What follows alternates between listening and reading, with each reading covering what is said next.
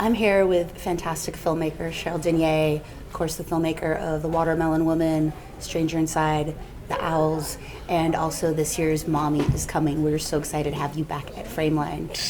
Thanks. I was wondering if you could tell us, this year our theme for Frameline36 is Find Your Story. So can you share with us what stories are you trying to convey in your new piece, Mommy is Coming?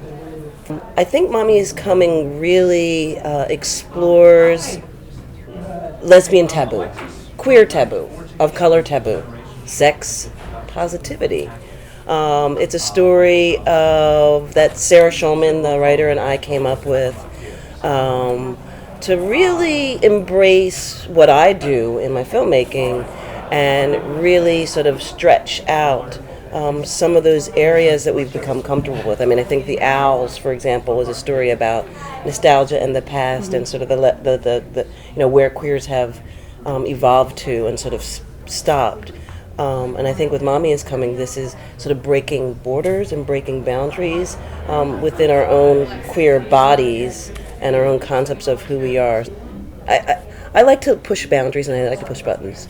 Not always with the best result, I would say, on some level, but definitely I feel like this is a film that's pushing the sort of sanctity of the queer bedroom. And allowing, some people to come from behind the curtains and sort of be honest about and comfortable with playing. And I think that there's been so much non-playfulness within our queer, lives. I mean, we're saying we're sex positive. We came from sort of gay liberation, and look where we are now. So this is sort of going back to that exploration about incorporating difference and diversity within that mix. And for me, as a filmmaker of my ilk and my wisdom and years, this is exactly my own medicine. And I think as a filmmaker, I need to kind of continue to explore different boundaries with my cinema, not kind of create a flat line, but can you continue up the mountain to reach my my personal best. And that's what Mommy is about. That's what really it's about, is incorporating, what's going on into my work, digital technology, bodies as maps, as storytelling, and then collaboration. And I think that, and community. And I really am ready to keep on going with that, so. I'm wondering, in terms of your own evolution as a filmmaker, and the narratives we've seen you present to us, where does kinky, queer, sex positivity fall into queer film right now?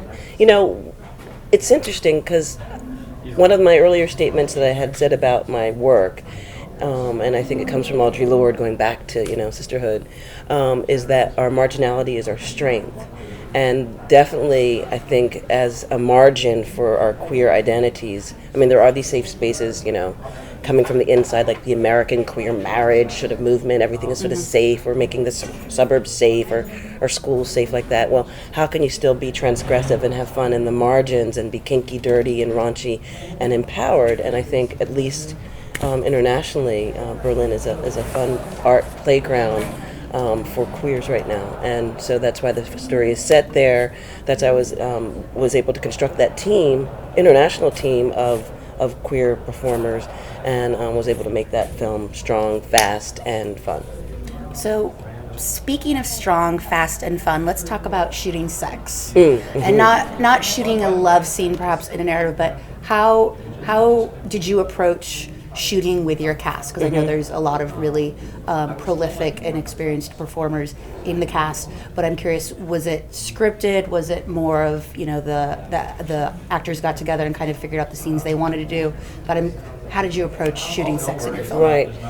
Well, let me go all the way back to the screenwriting process, which is one of my fortes. I really have evolved as a screenwriter. So working with Sarah, who is a very fast pen, I would say, to sketching out sort of the plot and those twists, I was able to have a piece of material that I could share with these performers and collaborators. And I think that's the way to look at for me as a screenwriter, director, filmmaker, artist, to look at the collaboration that I have with people. So I was collaborating with somebody like Jiz. I was collaborating with somebody like Sadie Lynn. I was collaborating with somebody like Mad Kate. All the people that appear in the film, just giving them the material to bring into their world. So within the context of the shooting, they had the script. They saw in there was like, say, a chunk that said, okay, this is the type of sex scene that is going to happen in this location. What do you want to give me? What do you want to choreograph, at least intellectually? And then I sort of did my filmic choreographing around them and said, okay, no, I need to move you there, I need to move you there. But they came up with their own, magic, wisdom, fun in what they wanted to shoot. And you feel it like pop off the screen. You just feel it. And I let them go, and juices were flowing, and I just had a great time, So I didn't try to get in there in control. And me and Sana Kurtz, our DP, we, saw what they wanted to do. We wanted this, that, this, the other thing, move here, there, that. And I just, let them, walk around them. So we did have at least a week of rehearsals to do the narrative part, but when they were doing the flipping and the turning, we sort of got a sense what we wanted to shoot and how we wanted to shoot it, and did that. So that was fun. Well, thanks for chatting with us, and we look forward to having you around more often. Definitely. I think audiences know that I work here. I teach at California College of the Arts, and am relocating up here too. So I'll be around a lot more, and ready to take queer cinema to the next level. Awesome. Thanks so much, Cheryl. You're welcome. All right.